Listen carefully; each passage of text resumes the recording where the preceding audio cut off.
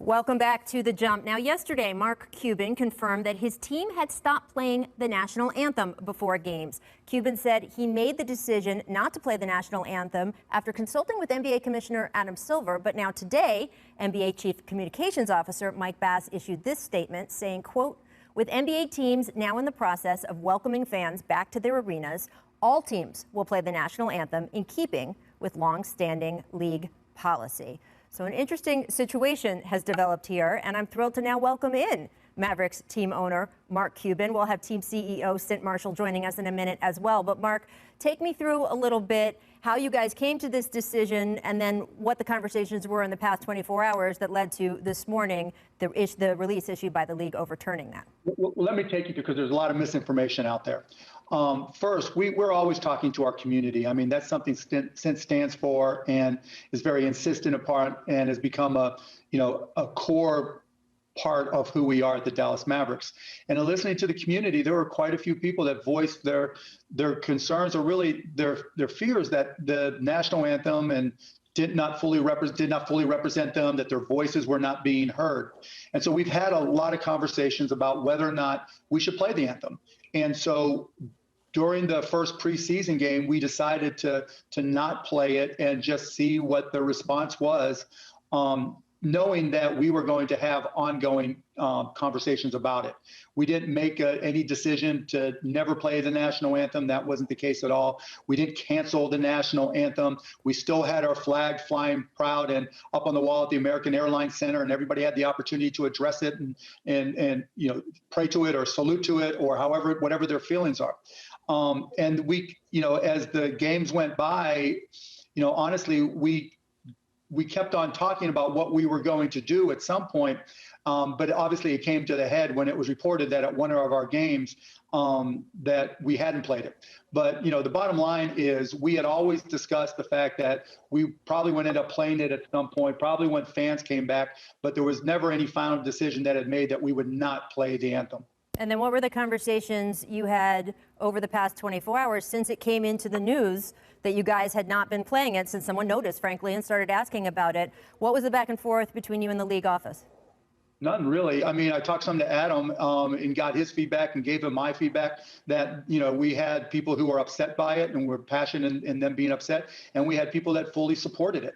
That, a lot of people said that they don't understand why, the anthem is played prior to a game. Others said, it shouldn't be played prior to the game. Others said it didn't represent them and they're concerned about being played and it made them uncomfortable. And we talked about all the different feedback that we had received. And how did they come to the decision then that everybody would play the anthem, including the Mavericks? Did you have that conversation first before the press release went out, or did you learn from?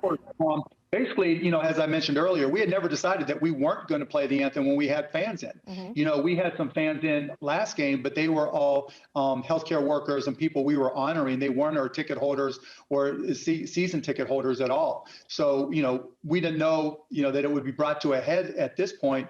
But it was an ongoing discussion in terms of when we would have our paying fans or season ticket holders back in the arena that we would address it then. So was this press release your first sort of information that, okay, this is going to be the policy now going forward league-wide? You mean from the league? Yeah. I mean, yeah, of course. But I knew the press release was coming and we were in full agreement with it. Look, we have no problem playing the national anthem at all. I stand for the national anthem. My hand is always over my heart. We've supported the National Flag Foundation and done work with them. That isn't the issue at all. The real issue is how do you express the voices of those who feel the anthem doesn't represent them or causes them consternation. And how do you do that going forward?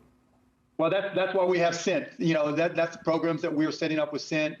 We listen, learn, we unite. We have courageous conversations, and we'll have many more of those, with our current players, with our former players, with key people in the community. We have DMAC, which are our organization of people from the community that we listen to on these issues.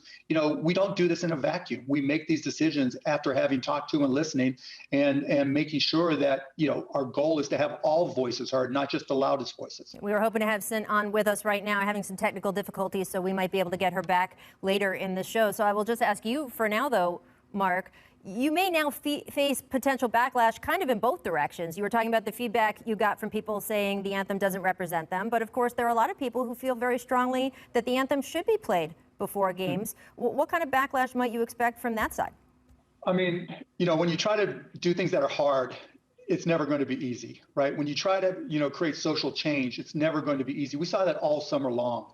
We listened to people, and there were a lot of people who tried to stand up for what they believed in and weren't really heard, rather. These are difficult conversations that are not going to go away, whether or not we play the national anthem.